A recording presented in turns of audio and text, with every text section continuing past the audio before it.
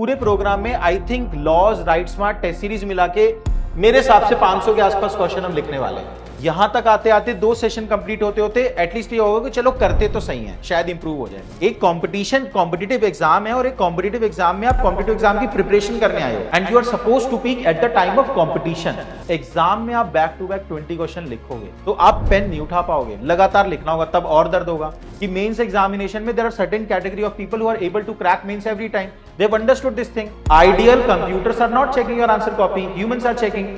They might be in bad mood. अपना answer लिख के लाइब्रेरी में हो या घर में हो किसी को भी दिखा दो, भाई पढ़ियो जरा, से समझ में आ रहा है क्या? Hand writing, timing, completion of the answer, और क्या था? यही 3-4 चीजें थी ना, ठीक है। और I am anxious because of this, right? Actually ये मोर इंपॉर्टेंट पार्ट है, ठीक है। चलो आंसर करूंगा मैं इसको। अब मेरी बात सुनना, सिंपल लॉजिकल बात करते हैं कि यार अभी हमने बस 10 क्वेश्चन लिख के देखे हैं, अभी हम मेंस मोड में आना स्टार्ट हुए हैं, ठीक है। Only 10 question we have written. And अगर आपने इस पूरे प्रोग्राम की बात करते हैं, you have already subscribe to the programme, right? तो मैं उसी के कॉन्टेक्स्ट में बात करता हूं। अगर आप इस प्रोग्राम में जितने भी राइट स्मार्ट सेशन है, लॉज हैं, और अगर जो प्रैक्टिस टेस्ट हैं और जो लोग प्राइम में होंगे उनके लिए वो टेस्ट सीरीज हो गई है ना, वो सारे क्वेश्चन अगर आप लिख के चले गए तो अभी हमने जो 10-20 क्वेश्चन लिखे हैं, राइट स्मार्ट भी इंक्लूड कर ले तो 10 और मान लो 20 क्वेश्चन हमने जस्ट अभी तक लिखे हैं। और आपको फील होता है कि आप 40-50%, most of the people are saying कि 40-50% पे हमें फील हो रहा है कि अभी हम हैं जो हम लिखना चाहते हैं। तो जस्ट ट्राई टू इमेजिन कि we have barely scratch the surface. अभी हमें कंटेंट और रिवाइज करना है, अभी जस्ट हमने शुरू किया है ना। इस पूरे प्रोग्राम में I think laws, write smart, test series मिला के मेरे हिसाब से 500 के आसपास क्वेश्चन हम लिखने वाले हैं। 500 questions we are talking about, right? We have 2.5 months from here, right? अगर ये 500 क्वेश्चन आपने लिख लिए और 20 क्वेश्चन में आपको फील हो रहा है कि यार 40-50% पे बैठा हूं मैं, तो भाई ऐसा कैसे हो सकता है कि 500 क्वेश्चन लिखने के बाद आप जहां 100% तक पहुंचना चाह रहे हो, है ना, उसके 80 या 90% तक ना पहुंचो? It will happen, but it will happen with time, है ना। मैंने आपको एक एनालॉजी पहले भी दी थी कि just think about the gym. आपको लगता है जिम पहले दिन आए, अरे मेरे से तो डंबल नहीं उठ रहा, अरे भाई पहले दिन कैसे उठेगा? All of the people who are saying कि मैं टाइमिंग में कंप्लीट नहीं कर पा रहा आंसर को, सेम एनालॉजी है ना। अभी थॉट्स उस लेवल पे पहुंचे ही नहीं है, ना तो एनालिसिस उस लेवल पे होगा और ना ही एनालिसिस की जो क्विकनेस है वो उस लेवल पे होगी। It will take time. आपको जो 2 पेज का आंसर लिखना है, 3 पेज का आंसर लिखना है, 7 मिनट में लिखना है, 11 मिनट में लिखना है, उस लेवल तक पहुंचने में, 100% लेवल तक पहुंचने में टाइम लगेगा। तो शांति रखें, गहरी सांस लें, कंटिन्यूटी रखें। मैं आपको फिर बोल रहा हूं, आज आपको लग रहा है खुश है वो, आप आ रहे हो प्रोसेस में, ऐसे प्रेशर बढ़ता जाएगा, but who will stick till the end, है ना? Only that person will be able to reach to the 90-100% जहां तक आप पहुंचना चाह रहे हो। The only problem in write smart and laws initiative that I have seen in past 6 years, whether you continue और नॉट, है ना, अगर आप कंसिस्टेंसी मेंटेन रखोगे तो आपकी अपने आप इंप्रूवमेंट आपको नजर आता जाएगा, ठीक है। Honestly please tell me this thing, जितने लोगों ने पहली बार आंसर राइटिंग की थी, पहले क्वेश्चन और 10th क्वेश्चन में कुछ फर्क नजर आया? जो चैलेंज फर्स्ट या सेकंड क्वेश्चन में आपने फेस किया होगा कि बिल्कुल ब्लैंक, अरे क्या हो गया, तो कुछ नई एक्टिविटी हो गई, हमें समझ नहीं आ रहा है, राइट? यहां तक आते आते 2 सेशन कंप्लीट होते होते एटलीस्ट ये होगा कि चलो करते तो सही है, शायद इंप्रूव हो जाए। सर भी बार बार बोल रहे हैं थोड़ा बहुत तो हम लिख पा रहे हैं, थोड़ा तो समझ पा रहे हैं, थोड़ा दिमाग खुल रहा है, राइट? ये तो हुआ होगा ना। तो जस्ट टेक अराउंड, और ये सब कमेंट मत किया करो कि अभी टाइम में कंप्लीट नहीं हो रहा। कैसे होगा भाई अभी कंप्लीट, ठीक है ना? दूसरा ही तो सेशन है। अगर अभी टाइम से कंप्लीट हो रहा होता तो अभी आप लबासना जा रहे होते ना इस साल। ट्राई टू अंडरस्टैंड, जिनका इस पॉइंट ऑफ टाइम पे टाइम से आंसर कंप्लीट हो रहे हैं और टॉप नॉच क्वालिटी है, तो पिछले साल का मेंस दिया होता आपने, वो क्रैक हो गया होता। एक कंपटीशन कॉम्पिटिटिव एग्जाम है और एक कॉम्पिटिटिव एग्जाम में आप कॉम्पिटिटिव एग्जाम की प्रिपरेशन करने आए हो and you are suppose to peak at the time of competition. अभी कैसे पीक कर जाओगे? Handwriting, personally I have struggled a lot in UPSC mains because of 2-3 things, है ना। आपकी हैंड राइटिंग खराब हो या ना हो, पर जब आप स्पीड में लिखते हैं, ये भी हो सकता है कि आपकी हैंड राइटिंग इनहेरेंटली खराब है ना, बट जब आप स्पीड में लिखते हैं तब हैंड राइटिंग और खराब होती जाती है ना। कितने लोग स्ट्रगल कर रहे हैं इस चीज से? 3-4 पॉइंटर बोलूंगा मैं, प्रैक्टिकल एडवाइस दूंगा, कोई कहानी फिलॉसफी नहीं चेपूंगा, ठीक है, क्योंकि मैंने खुद बहुत वर्क किया था इस पे। देखो, एक तो वेरिएबल आप ये समझो, you are building the muscles of your hand, अभी आप पहली बार मेरे ख्याल से 5 क्वेश्चन बैक टू बैक लिख रहे होंगे। जितने भी लोग लिख रहे हैं सर हाथ दर्द हो रहा है, अरे 5 क्वेश्चन वो भी बैक टू बैक है भी नहीं, राइट। जब आप एक आंसर लिख लेते हो तो उसके बीच में कम से कम 5 से 7 मिनट का मैं डिस्कशन करता हूं, उस टाइम तो आप नहीं लिख रहे, है ना। बट आप you need to understand this thing कि जब एग्जाम में आप बैक टू बैक 20 क्वेश्चन लिखोगे तो आप पेन नहीं उठा पाओगे, लगातार लिखना होगा, तब और दर्द होगा, है ना। तो अभी यू आर बिल्डिंग मसल्स, है ना। जब आपकी मसल बिल्ड हो जाएंगी धीरे धीरे एक स्टेज ऐसा आएगा, जैसे मैं आपको अपने एक्सपीरियंस बताता हूं आंसर राइटिंग का। पहले ऐसा होता है कि 2-3 क्वेश्चन लिख के हाथ दर्द होने लगता है, फिर 5-6 क्वेश्चन में आप कंफर्टेबल हो जाते हो, धीरे धीरे आप 8-10 क्वेश्चन में कंफर्टेबल हो जाते हो। पहली बार जब एक 20 क्वेश्चन का आप टेस्ट देते हो तो मैं आपको स्टेज बताता हूं क्या आती है। Your hand start hurting somewhere 5th और 6th क्वेश्चन में, जब आप पहला 20 क्वेश्चन का टेस्ट दोगे, और वो 5th to 6th में हर्ट करना स्टार्ट करता है और 9-10 तक हर्ट करता है, उसके बाद वो नॉर्मलाइज हो जाता है। This is how the muscle work, right. तो आप उस चीज को लेके परेशान मत हो, जो हैंड पेन है वो ओवरकम हो जाएगा क्योंकि मसल आप बिल्ड कर रहे हो। अब एक प्रैक्टिकल एडवाइस देता हूं हैंड राइटिंग इंप्रूव करने की, है ना। हैंड राइटिंग इंप्रूव करने का मीनिंग है legibility of your answer should be good and it is very important. Examiner don't have time, मैं काफी बार लोगों को समझा चुका हूं आंसर राइटिंग में। एक UPSC CSC examiner, who will be the people who are checking the question paper, आपके जो मेंस के आंसर कॉपीज हैं आपको कौन लगता है कौन चेक कर रहा है। And stick around, listen to this part for 10 minute, very important for you. आपको कॉन्टेक्स्ट समझ में आएगा, किस कॉन्टेक्स्ट में आपके पेपर इवैल्यूएट होते हैं। Who are the individual who are checking your answer copies, है ना। प्रॉब्ली सम यूनिवर्सिटी प्रोफेसर, है ना, कॉलेजेस के एजुकेटर। ये जो गवर्नमेंट पेपर इवैल्यूएशन की रिस्पॉन्सिबिलिटी जब किसी प्रोफेसर पे आती है, how much reward you think UPSC is providing to these professors? Hardly 500-600 rupees per copy. Do you think that because of the monetary incentive they are going to the Dholpur house, है ना, और जाके वो वहां पे उनकी खराब सी सीट्स में बैठ के पेपर चेक कर रहे हैं because of the monetary reward? A person who is at the academic peak, अपने 50s में है, अपने 60s में है, डू यू थिंक कि वो 500 रुपए, 600 रुपए, 700 रुपए कॉपी के लिए वो काम कर रहे हैं? नहीं, it's a government responsibility. And बिल्कुल ऑनेस्टली एक बात बताना, जो भी प्रोफेसर है, यूनिवर्सिटी के टीचर्स हैं, डू यू थिंक कि they are very excited to check your answer copies? कि आंसर कॉपी आई है और ये मजा आएगा, यूपीएससी की आंसर कॉपी है। You are emotionally invested because आपकी कॉपी है, आपका करियर है। बट वो प्रोफेसर जो आपको जानता भी नहीं, डू यू फील कि he is excited to check your answer copy? In any way he feel rewarded? उसके लिए वो एक्साइटिंग टास्क है? They hate this job, right. This is the practicality of the situation.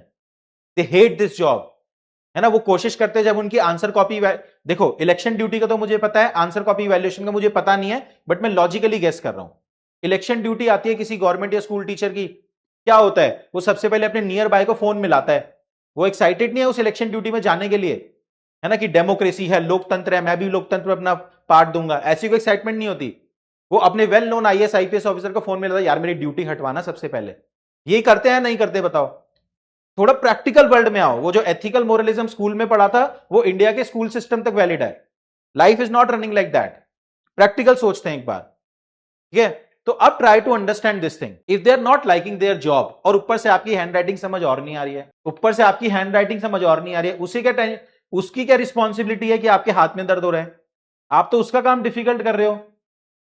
समझ में आ रहा है आपको कि क्यों यूपीएससी मेंस एग्जामिनर में you have to treat the examiner like your girlfriend और बॉयफ्रेंड, कि पटाना है भाई इसे, जैसा भी उसका मूड हो, मुझे पटाना है। That's why hand writing matter. जब आप ये वेरिएबल समझोगे ना, तब आपको समझ में आएगा कि मेंस एग्जामिनेशन में there are certain category of people who are able to crack mains every time. They have understood this thing. Ideal computers are not checking your answer copy, humans are checking. They might be in bad mood, सुबह निकले खराब है mood किसी बात पे, 50-60 year old individual है, may be younger generation ने उस दिन किस दिन इंसल्ट कर दी, खराब मूड में है वो, उसने गुस्सा निकाल दिया आपकी कॉपी पे। This can happen, this happened with many people, ठीक है। तो पॉइंट हियर इज कि जो आपकी हैंड राइटिंग है दैट शुड बी लेजिबल। अगर उसको आपका आंसर समझने में स्ट्रगल हो रही है, वो क्या करेगा, ऊपर ऊपर से देखेगा, एवरेज मार्क्स देके आगे बढ़ेगा। वो ना कम देगा ना ज्यादा देगा, कम देगा तो भी स्क्रूटिनी है, ज्यादा देगा तो भी स्क्रूटिनी है, एवरेज मार्क्स देके आगे बढ़ेगा। आपको मे भी आपने अगर सारे पेजेस भरे भी होंगे तो इंटरव्यू कॉल आ जाएगी, लेकिन उसके बाद सिलेक्शन नहीं होगा। इसलिए hand writing legibility is important. I hope you understood this thing. Real situation है, रियल सिचुएशन है ना। ह्यूमन एलिमेंट सोचा करो हर सिचुएशन में। अब हैंड राइटिंग इंप्रूव करने के लिए 3-4 सजेशन मैं आपको दे रहा हूं, है ना। अगेन, आपकी हैंड राइटिंग फंडामेंटली फ्लोरल नहीं हो सकती कि बहुत ही फ्लोरल हैंड राइटिंग हो गई और मजा आ रहा है देखने में, है ना। That outcome we can't achieve in, I would say, कि जब आप बड़े हो गए हैं और उसके बाद 2-3 साल में तो अचीव नहीं की जा सकती, लेकिन लेजिबल बनाई जा सकती है कि पढ़ने में आसान लगे, है ना। तो उसके लिए आप क्या कर सकते हैं, पहले इंक्रीज दी फॉन्ट। जितने भी लोगों की हैंडराइटिंग लेजिबल नहीं है, आपके जो लेटर्स होते हैं, है ना, ए बी सी डी, उनका फॉन्ट बढ़ाओ। कुछ लोग बिल्कुल छोटा छोटा लिखते हैं ना, फॉन्ट बढ़ाओ, लेजिबिलिटी बढ़ेगी। दूसरी चीज, spacing,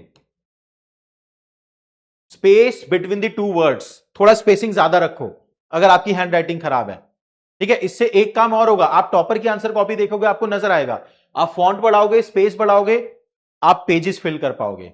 and filling the pages does make an impression over the examiner.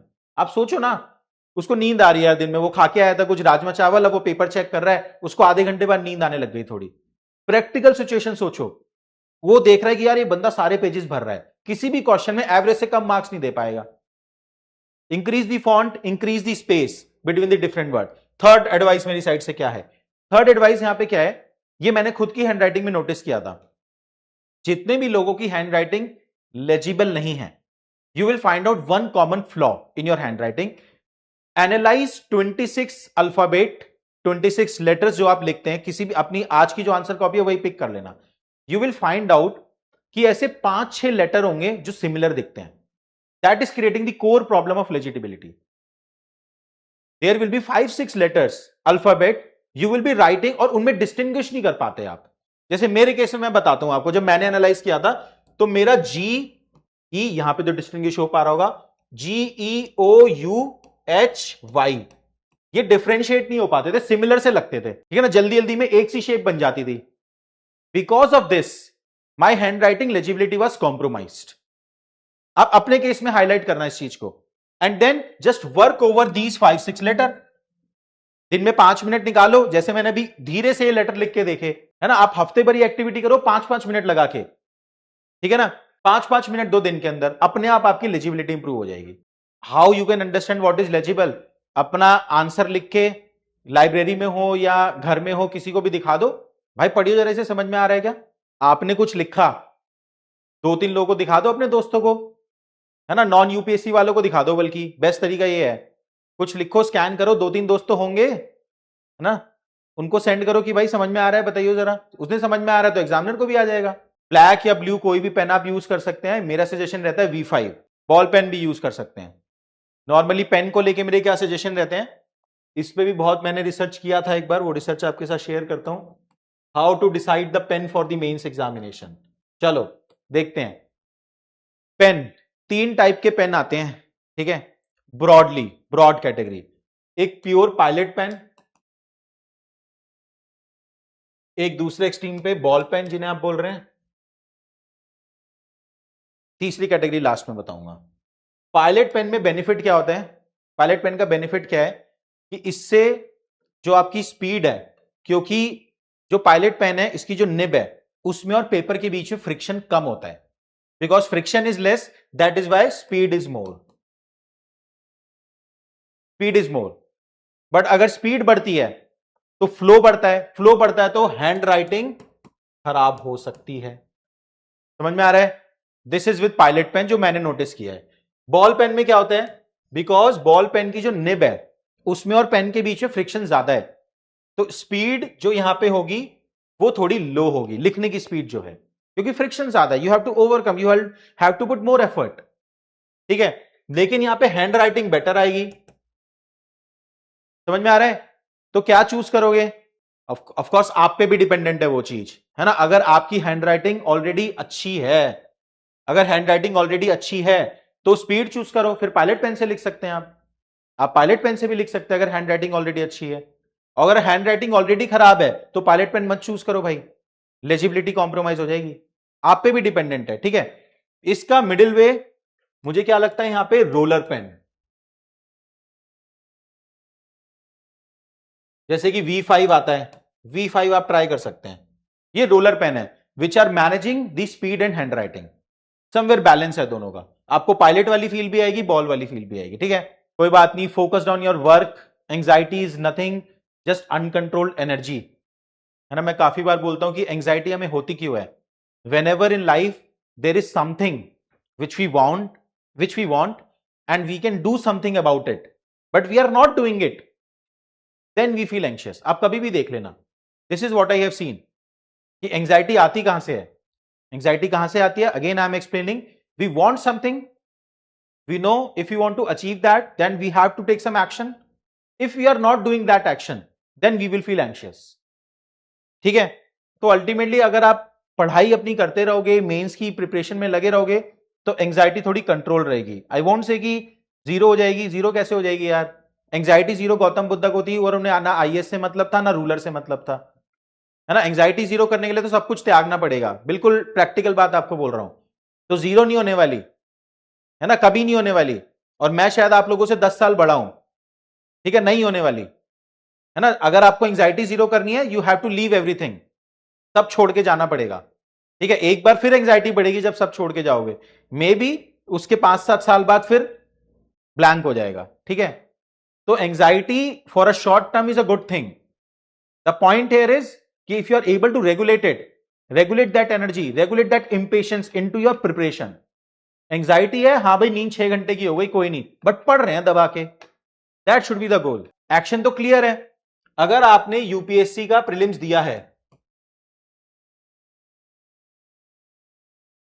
और अगर आपके अभी मार्क्स, अब तो 15 दिन हो गए, राइट, और अगर आपके मार्क्स अभी एक ऐसे जोन में लाई कर रहे हैं where you are not sure whether you will write mains this year और नॉट, है ना, ये सिचुएशन होगी ना आपकी कि ambiguous about the prelims result, है ना। इस सिचुएशन में आप बोल रहे हो एक्शन क्लियर नहीं है। अब आपको एक डिसीजन इससे पहले ये लेना है, अगर मेरा प्रीलिम्स नहीं हुआ तो मैं क्या प्रिपरेशन छोड़ दूंगा। आपको ये डिसीजन लेना है कि if I am not able to crack the prelims examination then whether I am going to leave the UPSC और नॉट। ये डिसीजन आपने नहीं लिया है। अगर ये डिसीजन आपने लिया होता तो आप मेरे साथ अभी आंसर राइटिंग नहीं कर रहे होते, ठीक है ना। इसका मतलब आपने ये सोचा है कि प्रीलिम्स हो या ना हो, है ना, मैं यूपीएससी अगले साल दूंगा, इस साल मेंस दे पाया तो इस साल दूंगा, है ना, और अगर इस साल नहीं हुआ तो मैं अगले साल दूंगा। और अगर आपको अगले साल देना है तो रूट इज प्रीटी सिंपल कि you need to prepare for the mains examination for next 4 to 5 month. This is what you are already doing, ठीक है। एक्शन क्लियर है, एक्शन क्लियर है, एक्शन में कोई एम्बिग्विटी नहीं है। हमारा माइंड का फोकस हमारे एक्शन पे कितना है, bye eliminating all the fear, this is what is the problem, ठीक है। चलो बाकी बातें रिजल्ट के बाद करेंगे, है ना। Once the result will come I will share my personal experience with you as well, है ना। I have been through your kind of journey for many attempt, है ना। थोड़ा सा लाइफ को मैक्रो पर्सपेक्टिव में भी देखेंगे, वी विल इंटरैक्ट लेटर।